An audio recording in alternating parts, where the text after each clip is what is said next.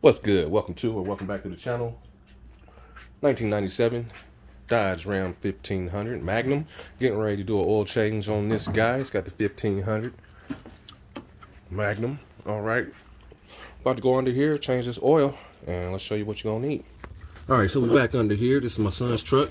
We got our 16 millimeter for our drain plug, and if you look up right here, right above that is your oil filter. So we're just gonna break everything free. I got him getting ready to do this, so go ahead, sir. And just smack on it, a couple smacks. That way, yep. Nope, not up. That way. Yep. And if it's on there stuck, oh, you want it to sit good. So, check your wrench again. Nope, make it face you, the wrench, like this. Now, use it right tight, if you lose it, crank it. Now, that's how you know you're going left, so that's right, okay?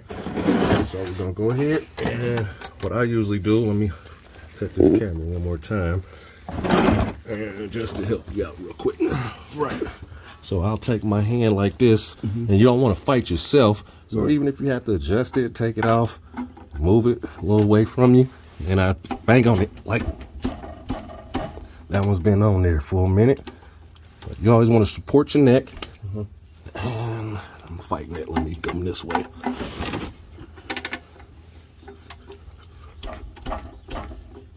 And definitely use a 6-point socket, you guys, if yours is this tight. And I'll recommend you don't put it back in real tight. Just hand tighten it and a quarter turn. Okay, so now we got that there. And sometimes you might have to get directly under it, but let's tease it, see what we get.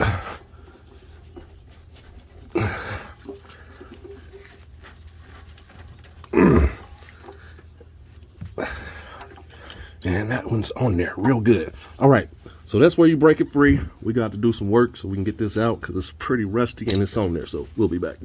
All right, so we back up under here. Was able to get that guy to break free. Okay, so tighten the quarter turn. Hopefully this is hand tight. If not, we'll be using the oil wrench. And it is hand tight, that's great. So if it's not hand tight and you're doing this, you're gonna need a oil remove tool, maybe one of these guys, or your standard oil wrench. So, all right, so we got those free. You always want to make sure they're both broke free. And we're gonna take this out as well, so the air coming in through. Had to use this because the little plastic piece broke off, and it's been working and servicing itself. All right, so the oil is gonna drain towards the front of the engine. So you can go ahead and start rotating it out. Yep. That way he can know how to do this. And when you get to the last thread, you'll feel it kind of wobbly. And you're gonna try to snatch it, otherwise you're gonna get everything on your hand. All right, here it comes. Just kind of mash it up, and you'll feel it. And here we go. Couple more. Yep, there you go. See how much oil's in there? It's real low, so that's probably why your oil light kept coming on. Okay, so since that's low and it ain't spewing, I'm gonna slide this over this way, and I'm gonna have you trade me spots. And that way you can get to this oil filter. Actually, I'm just gonna do it since I'm under here. Can I put this on this pad? What's that? Drainage bolt? Yep, you sure can. Just keep your threads up, and if they get any dirt on them, you want to clean it off completely because it'll cross thread something. All right, so got our filter loose. There's not much extra oil in this, so we're gonna slide this over a little closer. And hopefully, now we're gonna let that drizzle for a minute. Be right back. All right, so we back up under here. Getting ready to start spinning this free. Yep. And just keep going till it come off. Now just keep a good grip on it though. And you'll feel it. And when you bring it down with it facing up so you don't drain oil everywhere, drip oil everywhere. And it's almost ready. There we go. Now just sit it straight down in your pan. Yep. Now flip it upside down. Put it on one of them ridges so it'll kind of tilt up. And let that fluid flow. All right. So now we got that. Got a drain plug. We're at a steady drizzle, which is okay. So we're about to clean off this plug. Have him wipe it off on this mat we got right here. And we'll just slide this around there to him so he can wipe it off. A friend of mine gave me these bedpan things for absorption, so I wouldn't have to buy any sand or cat litter and stuff like that. So it helps. It helped out yesterday quite a bit with the coolant job that I had to do. So That's good enough. You just want to make sure ain't no grit on there. And we're going to go ahead and plug him back up. And I'll trade with you. And grab your new filter.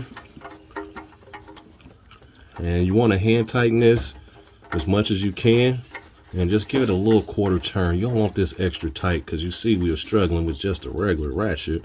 And you shouldn't have to. Not at all. So some of that oil that's on your fingers, make sure there's no plastic on the filter and wipe it around that rubber seal. Yep, some oil around that keeps it from locking up in the engine. So get as much oil on there as you can. Yep, just wipe the back of your, flip your hand over and just hold it like this and then just use some of that oil as much as you can. Yep, there you go. That's good. Now go ahead and stick your filter back up in there.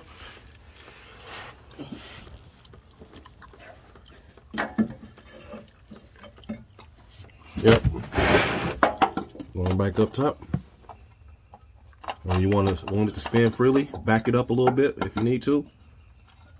And then just start spinning it by thread, a couple of threads at a time. Yep, you'll feel it. And if you feel like it's binding, back up. Now spin it like, yep, like that. Yep, that's what it's supposed to do, okay?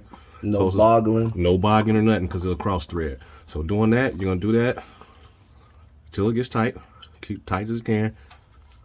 And now you got to get a rag. Yeah. All right, so he's going to get a rag. We'll be right back. We're going to grip it and just keep spinning it by hand till it stops, okay? Then what you can do is get your hand clean. Yep, is it tight? That's it. All right, so now we got that tight. We're about to tighten up our drain plug right here, and we'll be back up top to fill it up. All right, so we back up top, got everything tied up, and we got two different oil filters. This is a you can use it for oil, but this is a coolant filter. Funnel. So the oil funnel, coolant funnel. Some of them are smaller, some of them are shorter. This is a tall neck funnel for like stuff in the back, but we're gonna use it anyway because we're just getting the oil in. So make sure we're on cam with this. Yes, we are. We're gonna sit this in. We're gonna slide it under the brake reservoir like that, just for support. That's something I just figured out just right now. So yep, we're gonna go ahead and fill it up. It calls for 6 quarts. All right, so we'll go ahead and fill it up with 5. I was recently told if you pour it sideways, it comes out a lot smoother. So we're gonna do that. Now, I recommend you have a little small screwdriver to get your lid off like this. Just poke it and just kind of work it around. And you do not want any of this to fall in, so just peel the whole thing off. If it doesn't, then just kind of bend this down and around because it is foil, but you don't want anything that can compromise the engine, okay? Now, if you pour it sideways, yep, that's cool. It's not going nowhere as long as it feels tight. All right, so he's gonna pour it sideways. That way, it comes out smoother. A gentleman on YouTube told us that, and don't worry about it, it's already set on that. And yep, whole jug, that's 5 quarts. +1 will be 6 for this job, and don't be scared to pour it. Go ahead and tilt that mug some more. There you go. Then just kind of back off a little bit and let it drain on in there. But yeah, little stuff like this, don't skip out on your oil changes. You at least want to check your oil if you have an older vehicle, at least every 2 to 3 weeks or every 2 weeks to a month, because the older the engine, sometimes they burn oil, and as you've seen, it was barely any left in this one because of time, and they burn oil through time. So doesn't mean something's wrong with your truck or your vehicle or anything, but yeah, this is how you do the oil change on a 1997 Dodge Ram 1500 5.3 liter. And to the next video, always remember, rust is the enemy on these things, and until then, I'm out. One thing I forgot to mention, me and my son was just talking about this guy here, your engine oil dipstick. After you finish with your whole complete oil change, you want to check this 3 times to make sure it's at its correct capacity. And I was going to show this because everybody don't know, so let's go ahead and show it. Not that it's full yet, but show the fill spots and the fill lines. All right, so you got your dipstick, and this is for those who don't know, okay? It'll say safe.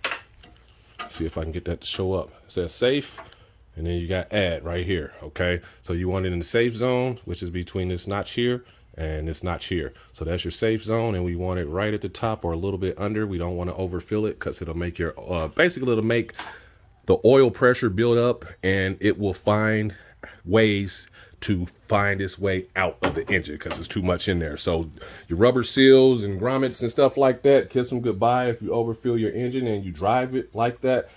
Just saying, don't do it. But yeah, you want to check this 3 times and you want to just kind of work it in. They get old sometimes. You just want to kind of maneuver it back and forth, side to side. So just wanted to add that. Check that, start your vehicle, let it sit for about 5 minutes and check it again. And I'm out.